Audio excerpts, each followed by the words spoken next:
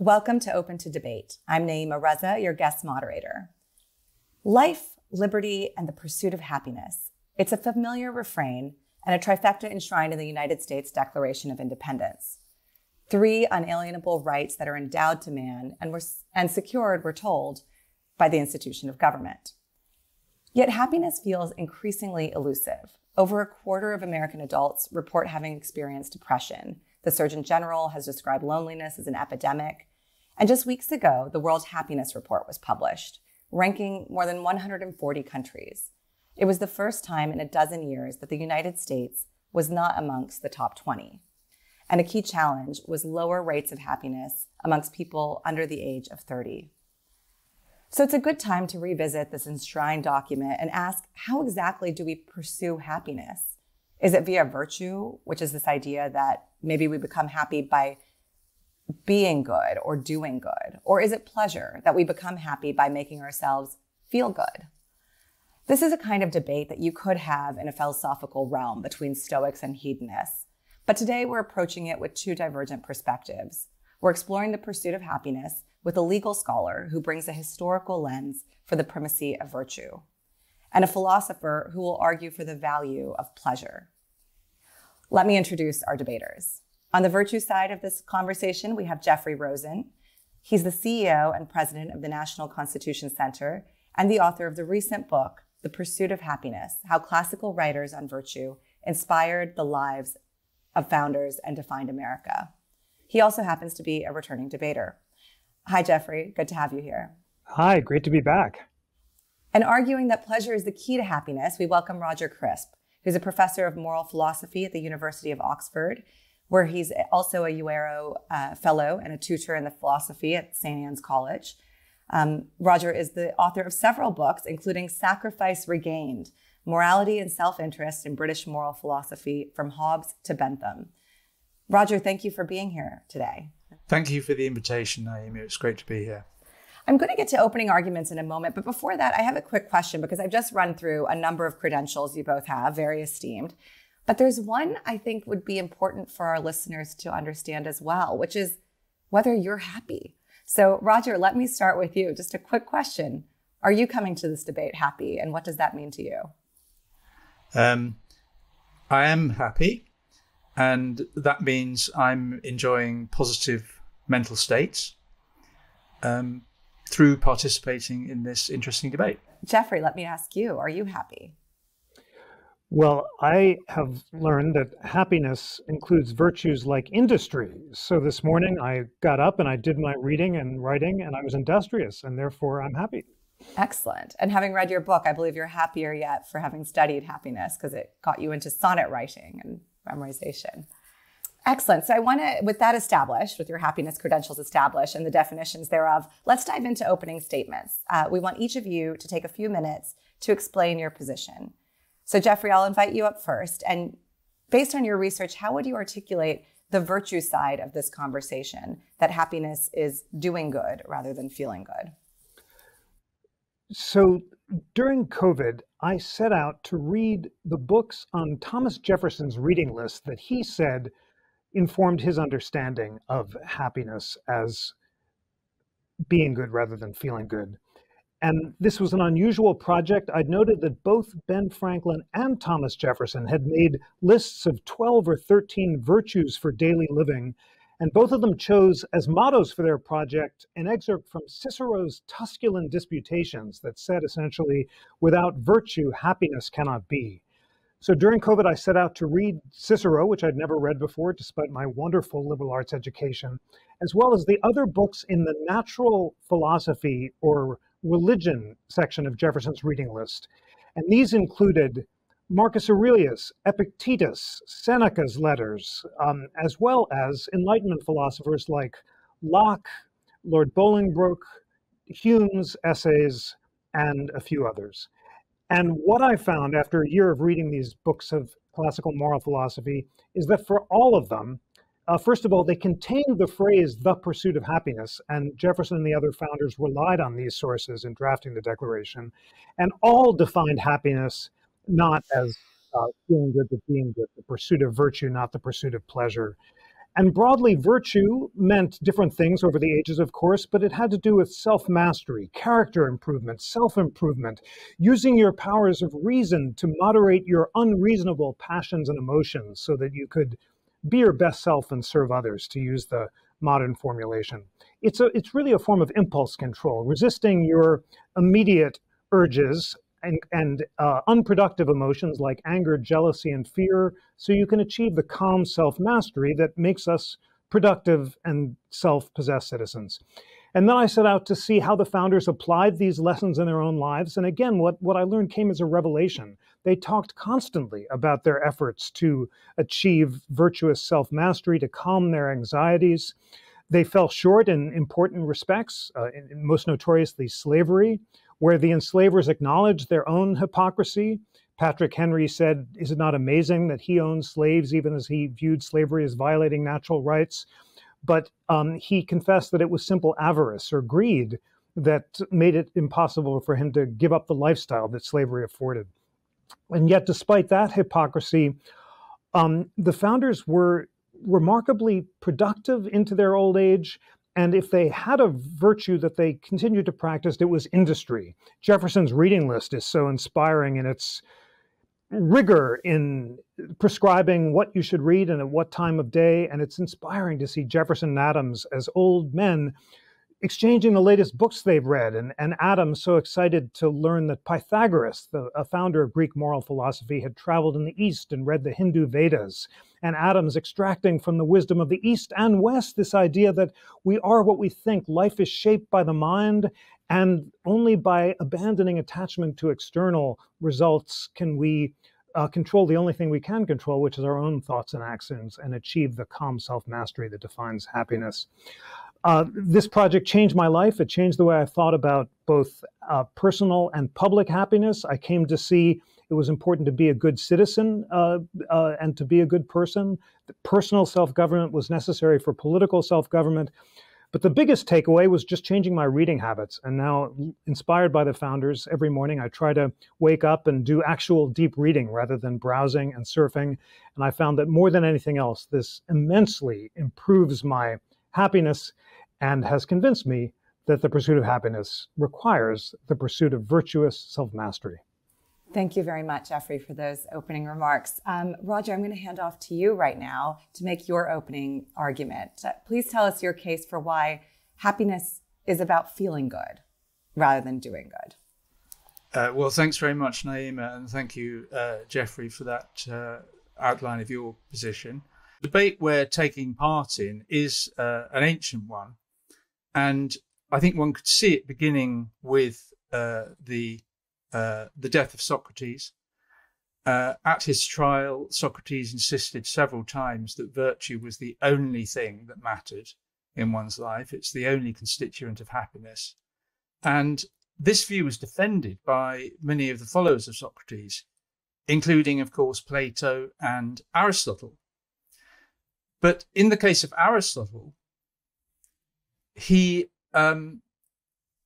took time to explain how being virtuous is also bound to give you the most pleasure, because he realized how plausible it is to say that pleasure is good and suffering or pain is bad. That just seems to me a very clear, intuitively plausible position. So I think we need to be clear that Jeffrey's position is interpreted in one way, a very strong one. He's saying that there's nothing good about pleasure and there's nothing bad about pain or suffering. And that is what Socrates said.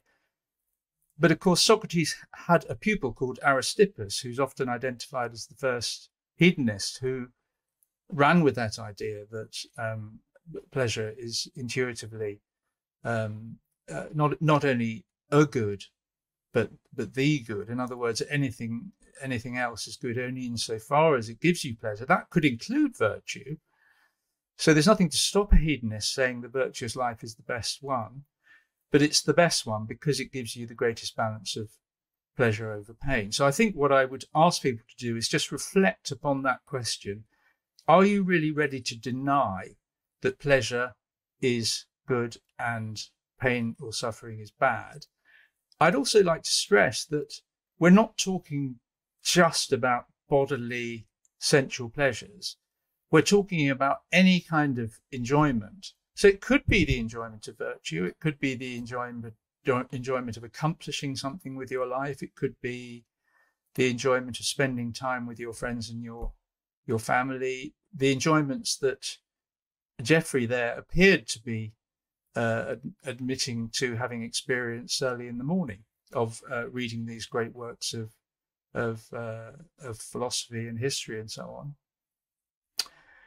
And I think we also need, I think, to remember that there's a difference between saying that enjoyment is the only thing that matters on the one hand, and saying on the other that you should always be aiming consciously at enjoyment in your own life.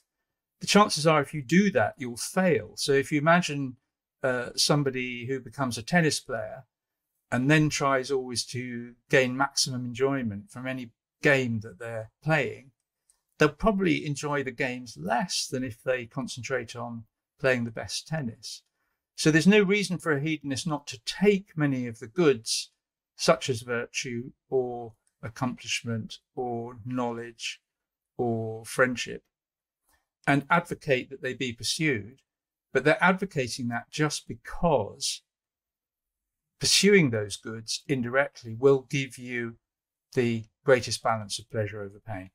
Thank you very much, Roger, for that. I want to take a moment to just summarize a bit of your positions that you articulated.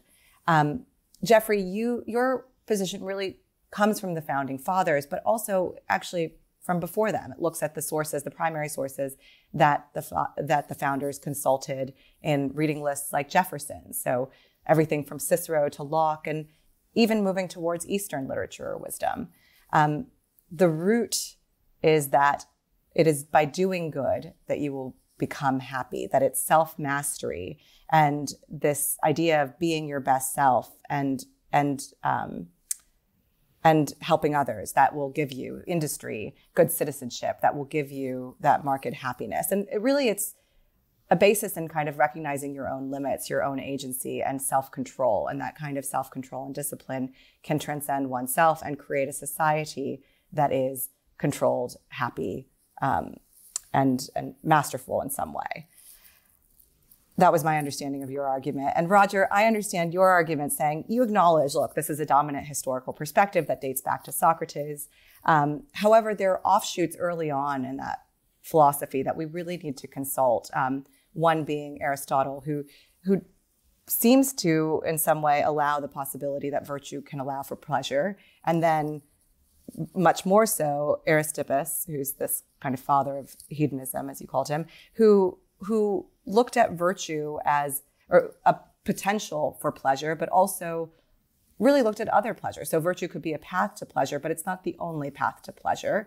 And when you describe pleasure, you don't want to have it be narrow, not just sensual, physical, hedonistic pleasures that we think of as, quote, pleasurable, but also the kind of nerdy reading or, feel good, wholesome stuff as well, authentic social connection, etc.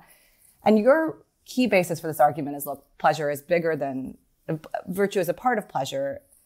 Pleasure is bigger than how we conceive it. And also, if we don't acknowledge that pleasure is that pleasure is critical in the pursuit of happiness, we really have to deny that pleasure is good and that pain is bad, which is the premise upon which Socrates and the Stoics kind of came out on this. So that's my understanding of your opening statements to date. But I do want to dig into the debate now because, Jeffrey, I'm just saying your argument is firmly rooted in these historical definitions of the pursuit of happiness. That's where you're coming at this from and the expertise you bring.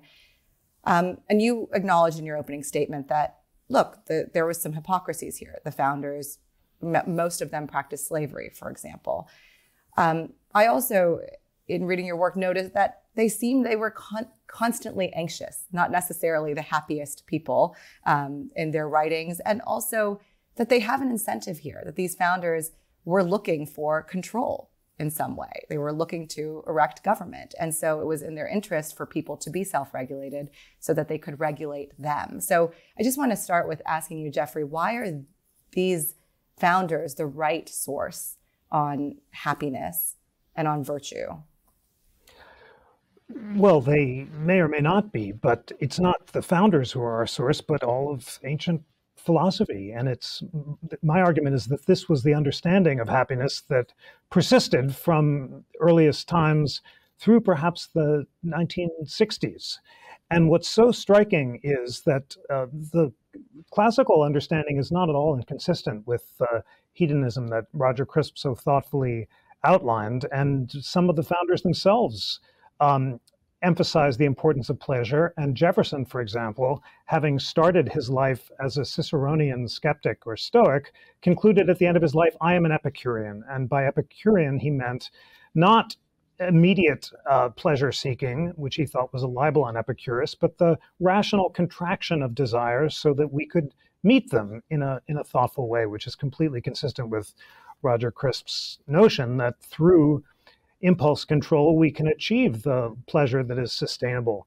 I think if there's a debate that I'm arguing against, it's not the thoughtful debate between classical hedonists and the virtue ethics, but the idea that arose in the 1960s that immediate gratification is the source of happiness, whether it's sex, drugs, and rock and roll, or just you do you, or let it all hang out. The idea that just by greed is good, by gratifying our immediate desires without the sober second thoughts that can lead us to serve our long-term interests, that's the key to happiness. And that's a position that I think is not either supported by the founders, by the classical philosophy, or by modern happiness literature. And that's the position that I argue against. That makes sense. In psychological terms, we would say deny yourself the marshmallow in that famous experiment. Not instant gratification. Absolutely. It all comes back to the marshmallow test. And it's really striking how, whether classical or Enlightenment, that idea of sober second thoughts was really the definition of happiness. Right. I want to bring it to a contemporary lens because I think there's a very important cultural conversation. The 60s is one key moment, but there's something happening right now amongst millennials, a group I'm guilty of being a part of. Millennials, not zillennials, sadly. But generationally, there's this cultural shift toward well-being. You hear a lot about boundaries, self-care, quiet quitting, you do you. And so I wonder whether this is virtuous or it's pleasurable, and whether it will ultimately result in happiness. Roger, maybe I'll ask you to address this first. Absolutely. I think there is that movement. And I think Jeffrey and I may be on the same page here, in that we might both agree that the best way to live your life is not to pursue immediate sensual pleasure. That will not give you the greatest happiness.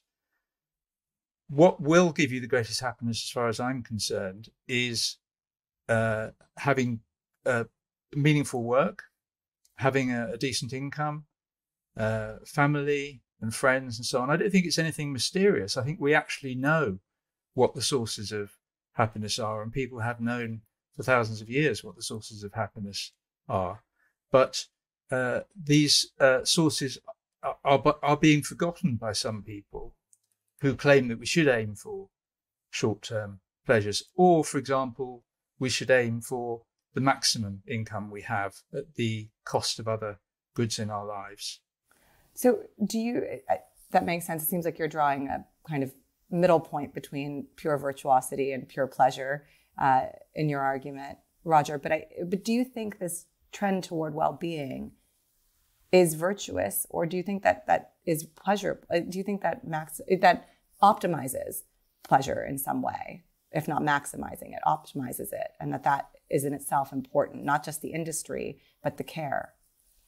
Well, I think when people talk about well-being, people like Richard Layard, for example, people who promote happiness, what they mean by that is not short-term pleasure.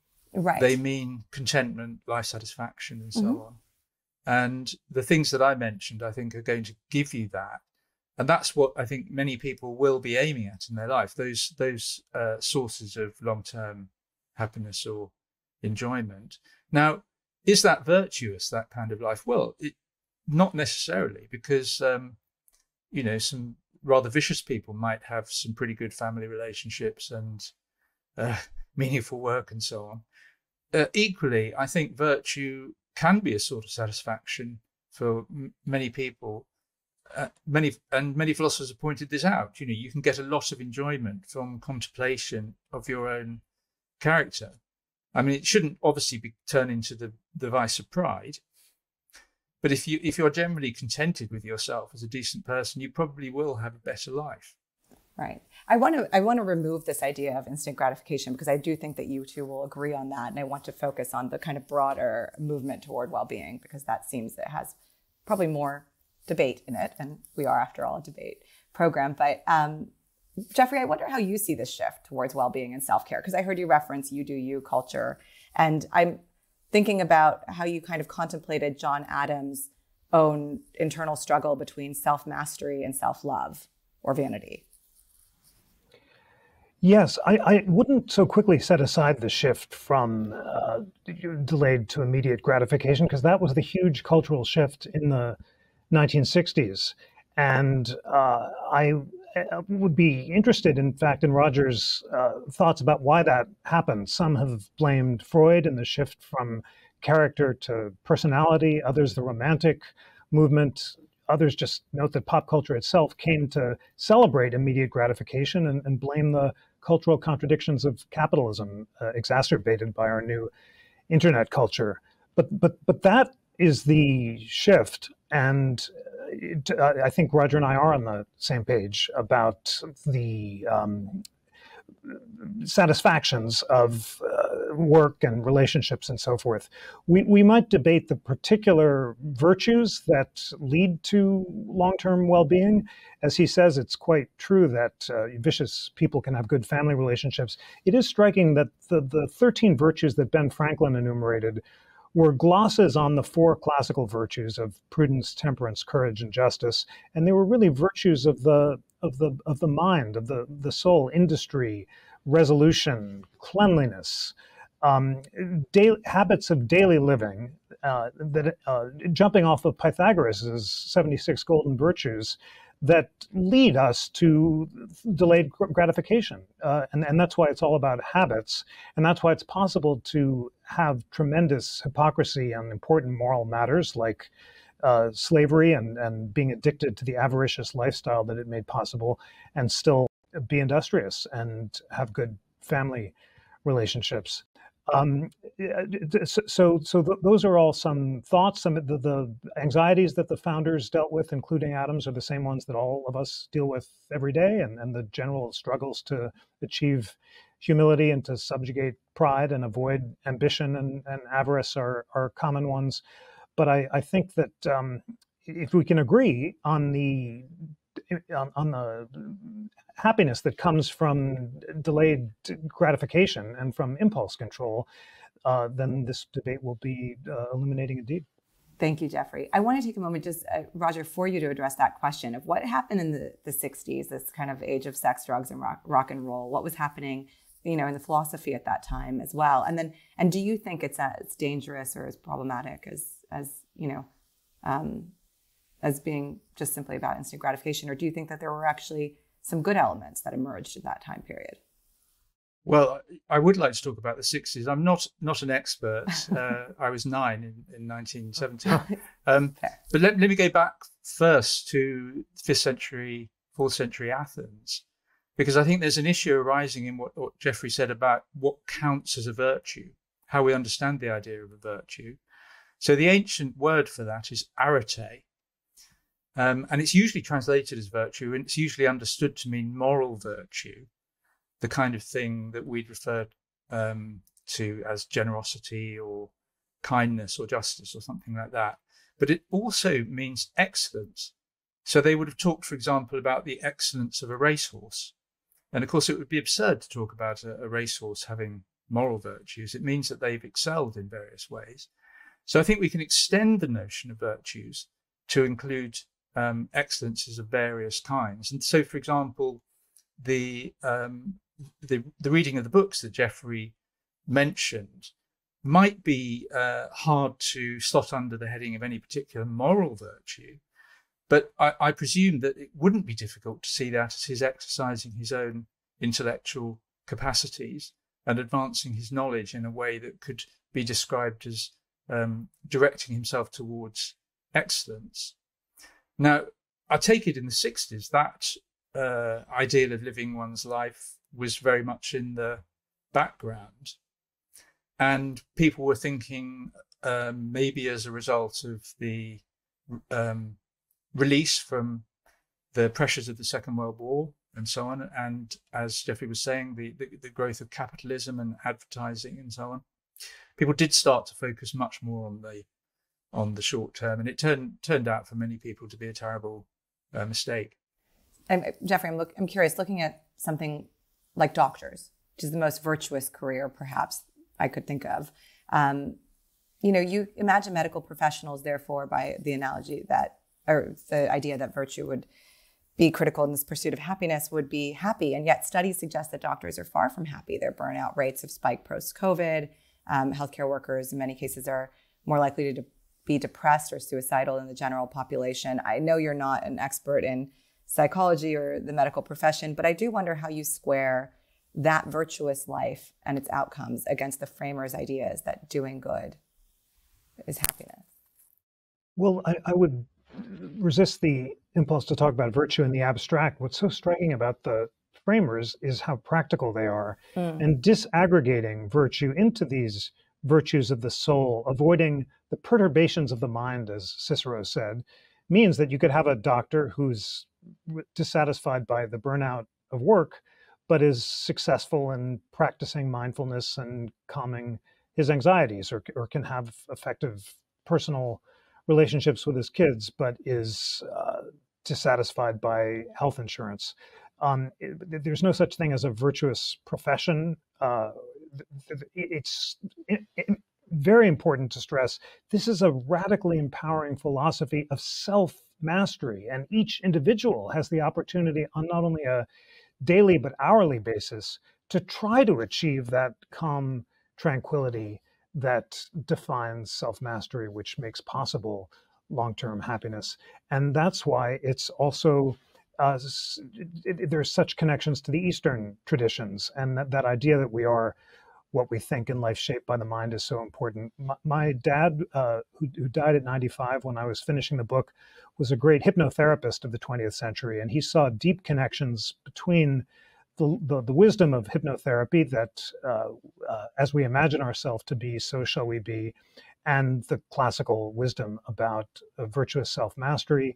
And I think he would have emphasized that for each of us, whatever our profession is, we have the opportunity on not only a daily but hourly basis to achieve that calm self-mastery, regardless of what else is going around about us in the world and in our professions. Right. I want to ask about that, this idea of kind of regardless of whatever is going on around us, because that kind of stoicism, I don't know, Roger, I'm curious to explore your perspective on it, because one way of looking at what's happening to medical professionals, but just anyone in a very challenging position, is around pain and pleasure. So how do you think those factor in? Well, I think virtue and pleasure are quite different. Mm-hmm. So I have to admit that a vicious person could live a very enjoyable and happy life. And equally, a virtuous person might be very unhappy. And I take it that doctors are in that category. I was struck there by Jeffrey's mention of calm tranquility, because that brings out again how I suspect that when it comes to how one should live one's life, we may not disagree very much. In that, I take it that most people we count as virtuous, or many people that we count as virtuous, would live lives of calm tranquility. It's just that you need more, so doctors are not racked by guilt. They're quite happy with what they're doing. It's just that there are other sources of happiness which are not available to them, like sufficient recreation. So you're saying it's kind of virtue might be, or is correlated with, but is not the only cause of, or not the only path to, is your argument. Jeffrey really makes a case, I think, relying on historical definitions of the pursuit of happiness, that, and really these Federalist Papers as a kind of manual to public happiness. So a state built on virtuous and happy citizens would be a virtuous state. I'm curious, Roger, if you can imagine an alternative hypothetical or make a case that a nation might be better off, might be happier if its citizens focused on feeling good rather than doing good, and not feeling good in that instant gratification extreme version of it, but thinking about pleasure and pain. Well, I think I could make a case for that. I mean, it has been made by people like Richard Layard and others in recent years. And in fact, Keir Starmer, who is quite likely to be our next Prime Minister in the UK, has said he will judge every policy not only by its effect on our gross domestic product, but also by its effect on well-being. And I do think the term well-being is perhaps better here than feeling good, because feeling good does suggest something rather fleeting, whereas what we're talking about is life satisfaction. And really, that's what matters to people. If they understand properly what does matter to them. I mean, obviously, some people will think it really matters to them how much they earn. Right. And they will spend their whole lives trying to maximize their income and then realize at the end that it hasn't been worth it. But on the whole, I think people do understand that their well-being is what really does matter to them. Right. And it's interesting to think of well-being as a policy lever. That's certainly a big topic of debate in the UK right now, but also I think amongst even in the United States. But also there's another debate here, which is around kind of safety of democracy. And I think, Jeffrey, you get into that a bit with the founders and this idea of the Federalist Papers as a kind of manual for public happiness. So I'm curious, Jeffrey, how you see the country faring on that right now. It's so striking that the founders' main concern was demagogues who would flatter the people into seeking immediate gratification and in exchange for cheap luxuries would surrender liberty to a Caesar or a Cleon who would install himself as a president for life. And it's so striking to see both Jefferson and Hamilton fearing a demagogue. Jefferson actually fearing that in the future, an unscrupulous demagogue might lose an election by a few votes, cry foul, and refuse to leave office. Hamilton fearing that it would take the form of a Caesar. For both of them, personal self-government was necessary for political self-government unless citizens could resist the immediate gratification of owning libs or owning the conservatives or choosing the most factionate candidate who would promise them immediate gratification, that the Republic would fall. And that's why it's so striking to see Madison's definition of a faction, any group, a majority or a minority, animated by passion rather than reason, devoting to self-interest rather than the public good. And that's why Washington, at the end of his life, says, without virtue, the Republic will fall. And by virtue, he means virtuous self-mastery, learning the principles of liberty so you can defend them, and having the humility to engage in civil dialogue with those you disagree with, once again, resisting immediate gratification so that cool reason can slowly prevail. This is the very philosophy of the American system of government in America and around the world. We are seeing demagogues who are threatening to subvert democracy by flattering the people in precisely this way. And regardless of what you think about the nuances between hedonism and virtue ethics, which are really important, I would argue in this debate that the founders were correct, that unless citizens can muster that virtuous self-mastery and find personal self-government, then the Republic will indeed risk falling to demagogues and authoritarians.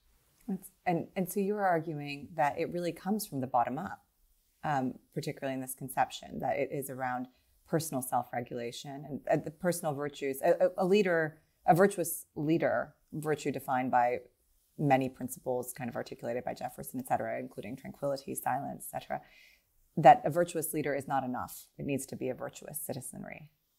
How can you achieve self-government on a wide scale unless citizens can literally govern themselves? And that's why Jefferson and Washington and all the founders are so keen on education. And they're not sure the experiment will survive. And in fact, many are quite pessimistic that the people won't find the virtuous self-regulation, to take the time to educate themselves about the principles of liberty and to vote wisely.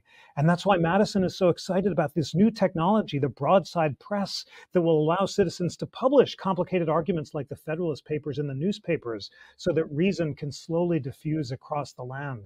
And in our world of Instagram and X, or whatever it's called, and enraged to engage, and a media environment that's so polarizing and based on the very unreasonable passions that the founders most feared, there's a very serious question about whether or not the founders were too optimistic. And that's why it's so urgently important that citizens at this crucially challenging moment for democracy look to ourselves and try to find in ourselves the virtuous self-mastery that will be necessary to keep the republic. Thank you for that, Jeffrey. It's very passionate on that topic and seems very urgent right now, given the stakes. Roger, I'm curious if you have a different perspective, if you think that kind of the pursuit of happiness is a bottom-up experiment, or if you kind of like Layard and others believe that there's policy, well-being, that could infuse a citizenry. It could be top-down some way. No, I think once again, Jeffrey and I might agree at the substantive level. I think self-mastery is desirable. But not in itself. It's because people who have self-mastery and autonomy are happy. And there's a very strong correlation between good government and happiness or well-being. We're going to bring in some other voices now, members of the audience who have been listening in on this conversation and who will want to help probe it further, I think. So first up, we have Helen Russell. She's the author of The Year of Living Danishly. And the new book, The Danish Secret to Happy Kids, is out July 9th. Helen, the mic is yours. Thank you so much. I wonder, we haven't talked about inequality. And I wonder, coming from the Nordic countries, I've lived in the Nordic countries for 11 years now, Franklin talking about, the idea of deep reading and deep thinking. The Nordic countries have topped the happiness polls. And I wonder, they're not nailing all of these 12 things that you talk about, Franklin, looking at every morning, Jeffrey. And also, Roger, I wonder around the idea of, virtue bringing pleasure. In Aristotle, he thinks we need good luck as well, that every human life can be rendered unhappy by misfortune or by loss. So I just wonder how much you can divorce happiness from politics, reducing inequality. The idea of deep reading every morning sounds lovely, but it feels like a luxury for many of us in the world, especially caregivers. I have 3 small children. Deep reading in the morning, not an option. So I love, inequality, the semantics of that, and how you feel like the Nordic countries play out in this respect.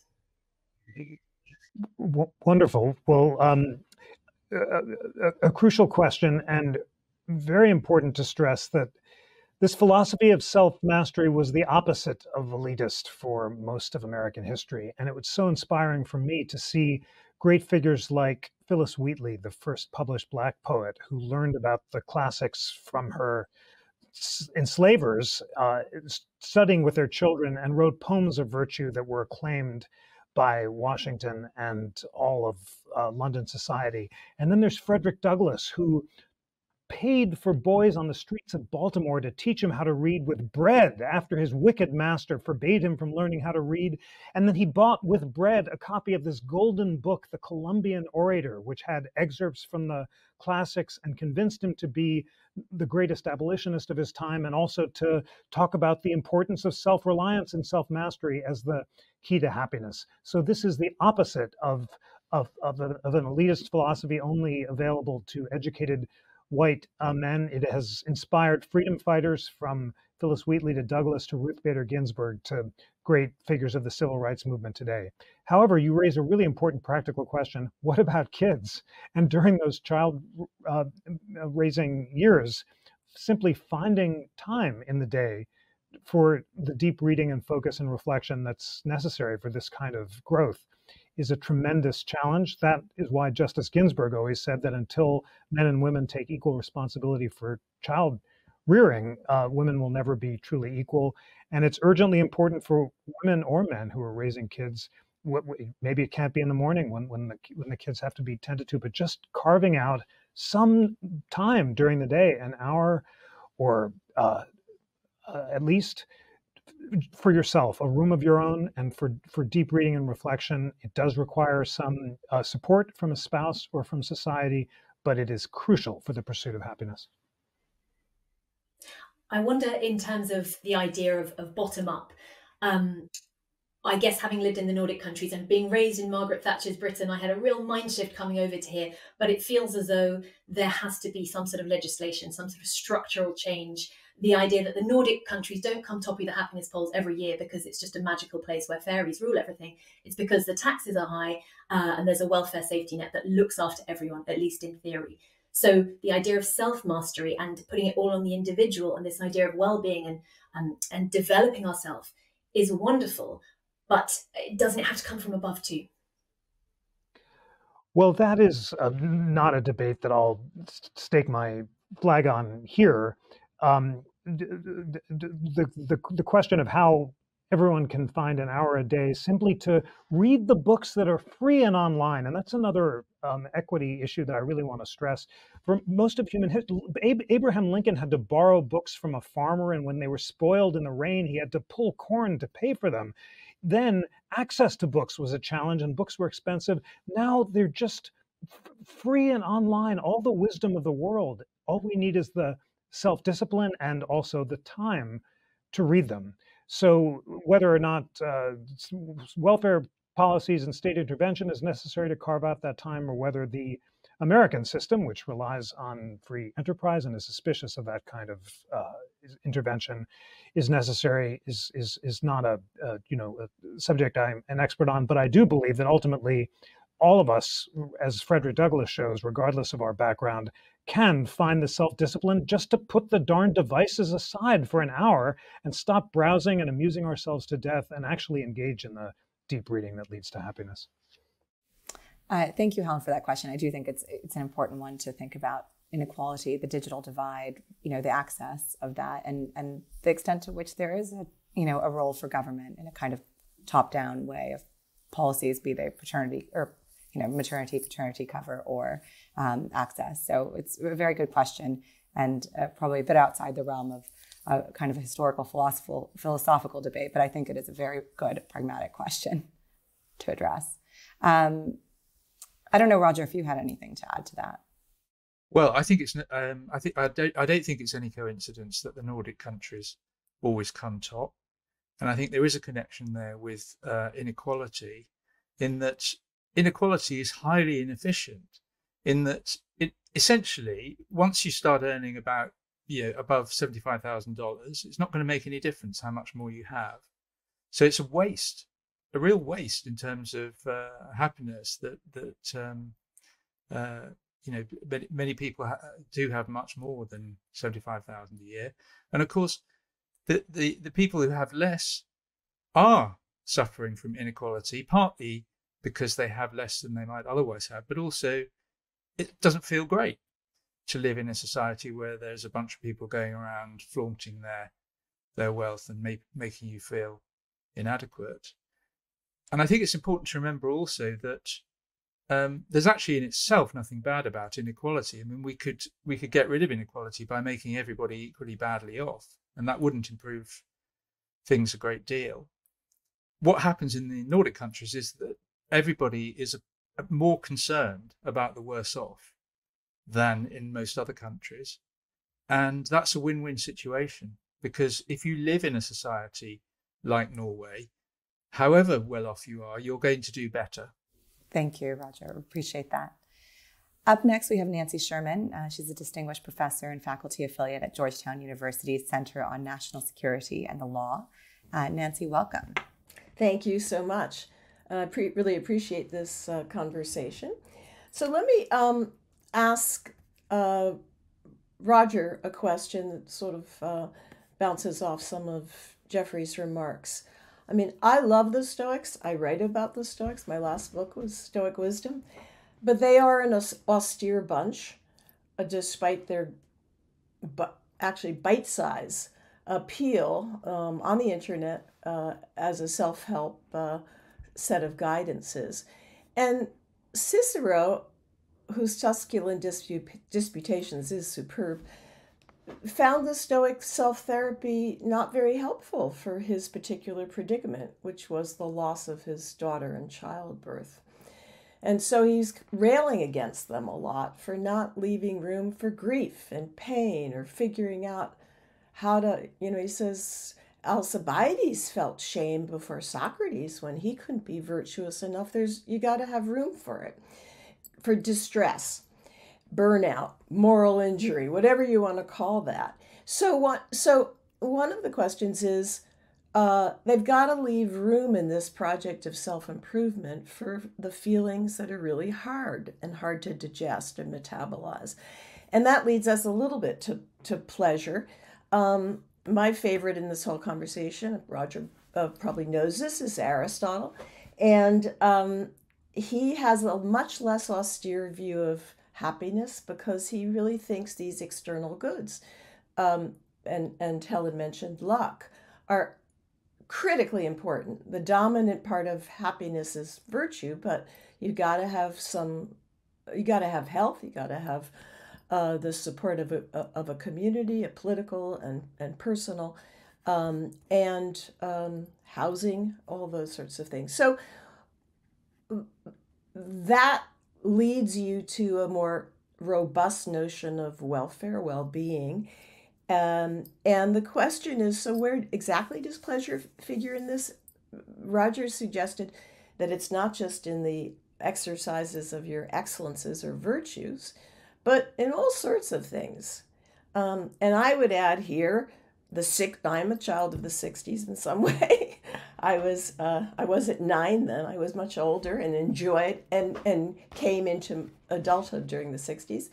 And I love dancing to rock and roll. It is I'm a dancer. It's the most fun sort of thing. I love giggling with my grandchildren. I can't think of a greater pleasure of having them tell me a joke. So the question is, Roger, where do all those figure in a good life? And is it the same extractable pleasure that's coming out of all those things, or are they essentially different, dependent on the activity you're engaging in?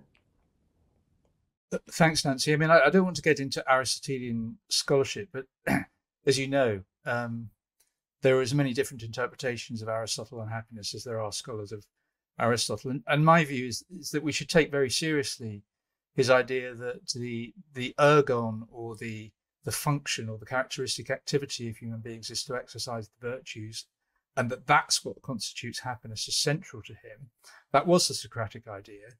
And I think it was really the Stoics who fully faced up to the implications of that, in the view that the person being tortured to death on the rack is happy. They were ready to accept that.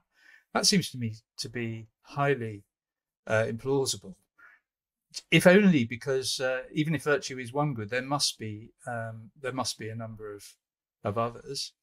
I think you raise a very interesting question about the negative emotions. So, for example, if somebody's a hedonist and somebody close to them dies, should they take some kind of medication to dull the grief because there's nothing good about it?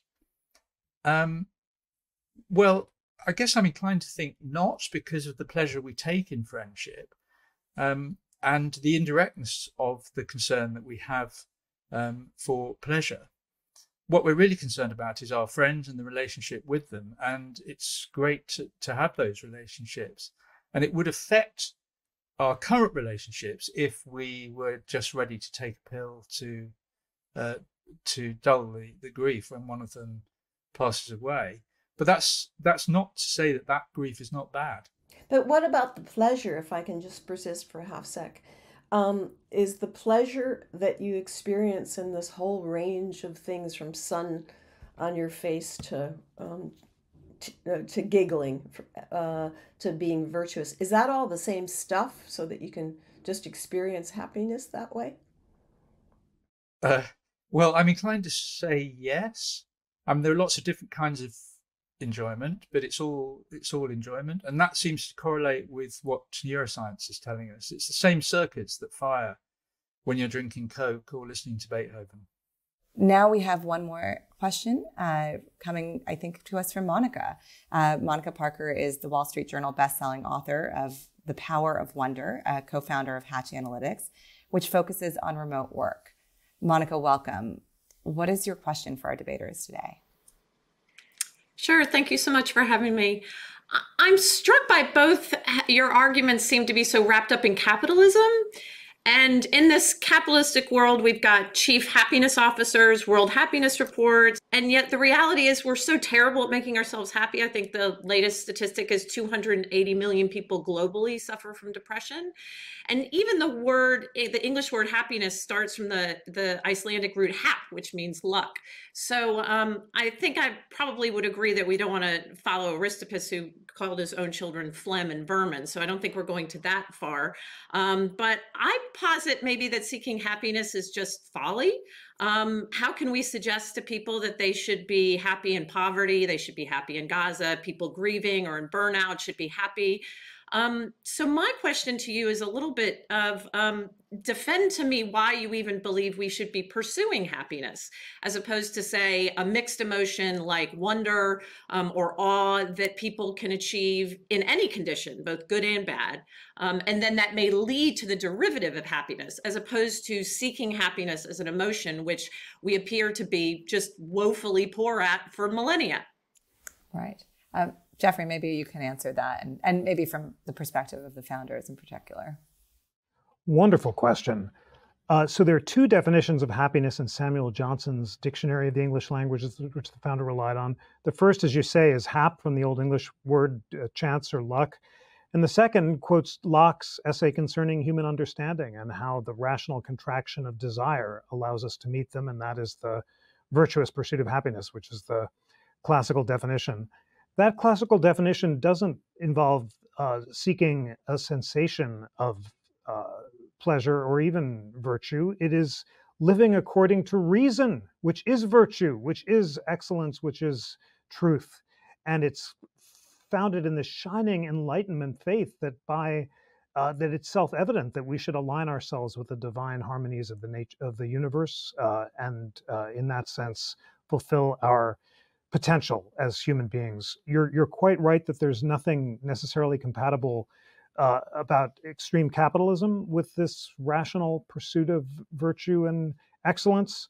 We've talked about the ways that, as Daniel Bell noted, the cultural contradictions of capitalism may undermine the industry and work ethic on which it relies for success by creating a consumer culture that demands immediate gratification. I do think that the internet has made this so much worse, and the sources of depression and dislocation, as Jonathan Haidt's recent work shows, that come from high social media use, undermine the whole framework for virtuous self-mastery that the framers had in mind. So all this is to say that indeed living according to reason, which is living according to wonder and awe, which is connecting to divine harmony, may indeed be the duty as well as the rights of life, the core to the unalienable right to pursue happiness. But the one thing that's not, and I think we're all agreed, is immediate gratification for its own sake. And in that sense, this great conversation has reinforced the fact that we all agree on the virtues of delayed gratification. Thank you, Jeffrey, and thank you, Monica, for that question. We have our final question here from Emily Austin, an associate professor of philosophy at Wake Forest University. What is your question? Thanks. This conversation has been great. So I just wrote a book on Epicureanism as a way of life, defending Epicureanism, and so I'm kind of team pleasure. And so just because we're short on time, I thought I would ask you, Jeffrey, just to tell us a little bit about this sort of famous friendship between people who were essentially an Epicurean and a Stoic. So at least, obviously, John Adams and Thomas Jefferson, both presidents. Jefferson, at the end of his life, identified himself as an Epicurean, and though Adams was very taken by the Eastern traditions, I think he was very inspired by Cicero and adopted a kind of Stoicism. And so there have been these really close friendships between Stoics and Epicureans, like Cicero had his best friend Atticus.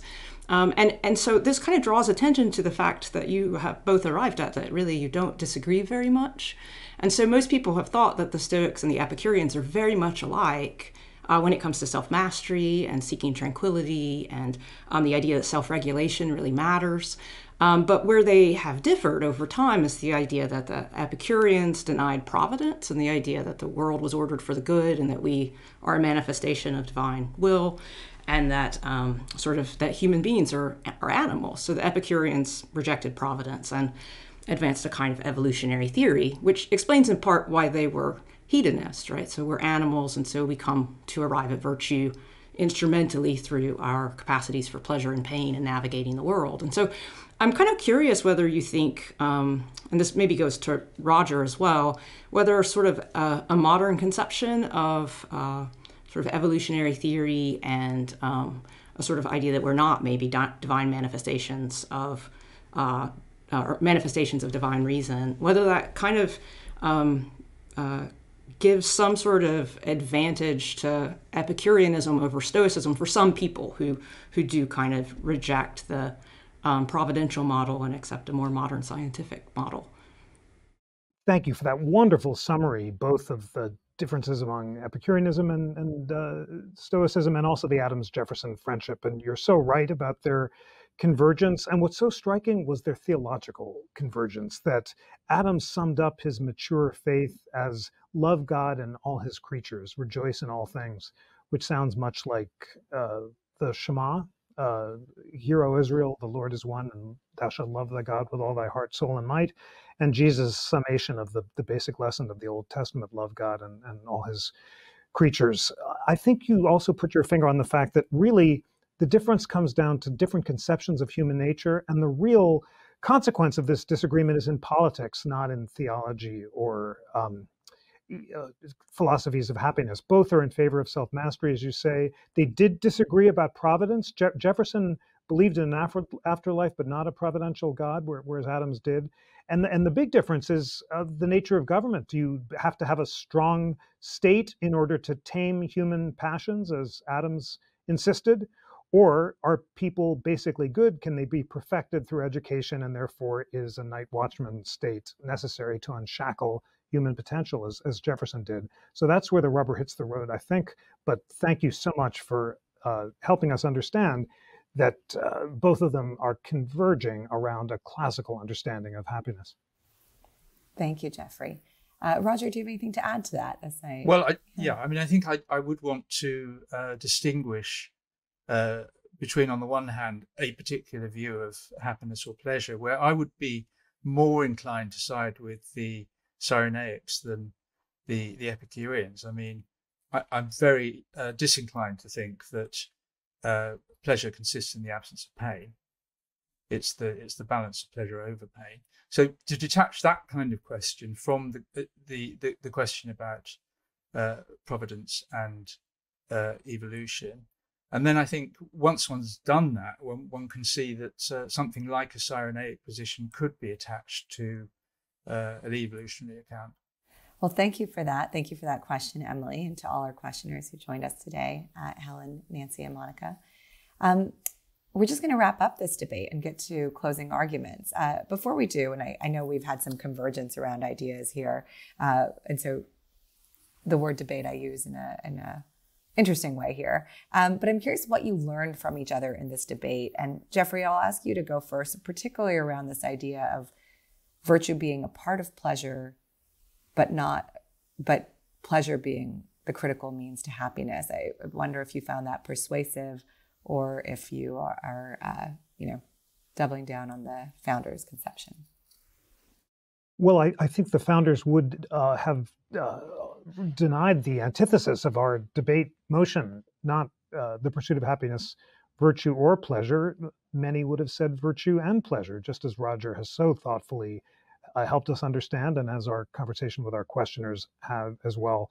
The classical understanding of happiness had room for debate about the proper balance between pleasure and virtue, the degree to which delayed gratification could lead to virtue, and the balance between reason and passion. And of course, the central philosophical debates about happiness for most of human history were how powerful is reason to tame our unreasonable passions, or is reason the slave of passion, as Hume provocatively said?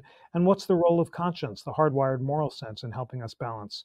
It's possible to take different positions on all these questions of the balance between reason and passion, on between pleasure and virtue in achieving long-term well-being. But all are within the framework that it is delayed gratification that's necessary for long-term well-being. And that's what I've learned from this marvelous debate, that consensus at the core of Western philosophy and spirituality for so much of history was challenged in the 60s, not by classical hedonists, but by the pop culture that exalted immediate gratification over the alternative.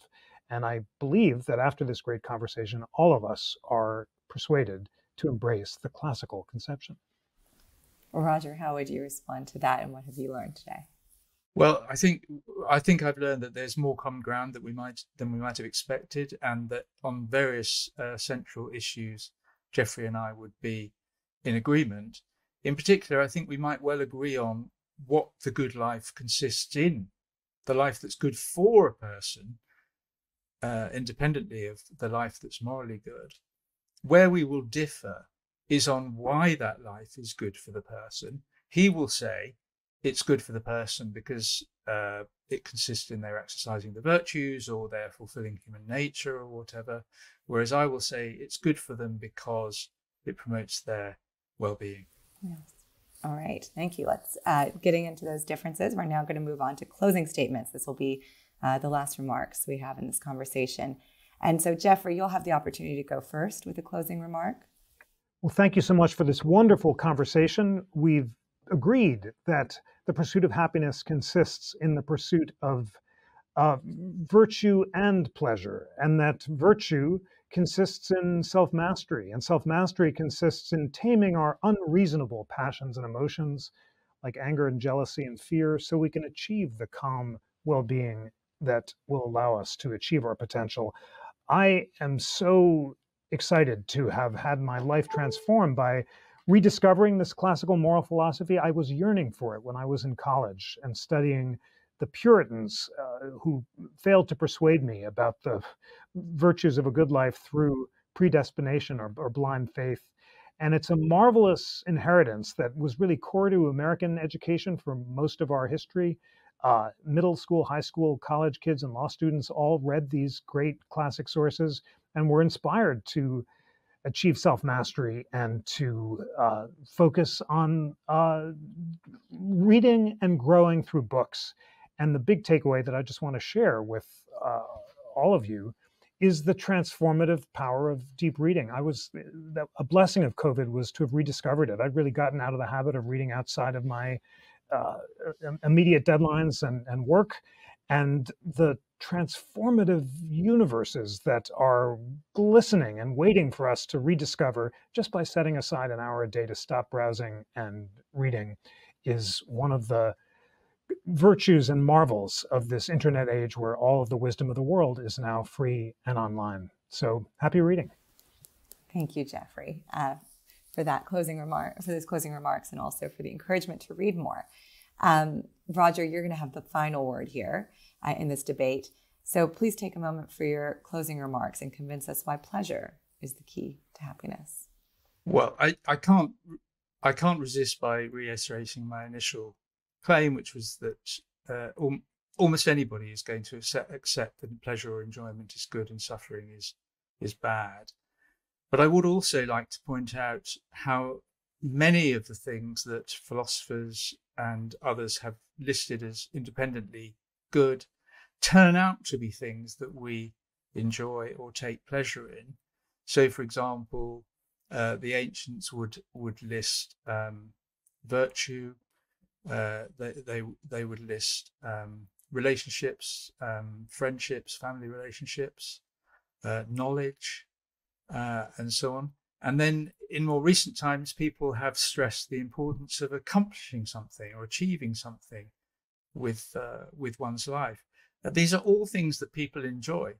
And I think on reflection, and particularly if we think about a life without any enjoyment in it, what we might call an anhedonic life, which has plenty of relationships and achievement and so on, but contains no enjoyment, I think on reflection, we can see that that life is not a life that's good for the person who's living it, because lives that are good for the people living those lives are good because of the well-being, that is the pleasure or the happiness that we find within them. So I think these lists of other goods are helpful because they tell us which way to live our lives, which things to aim at.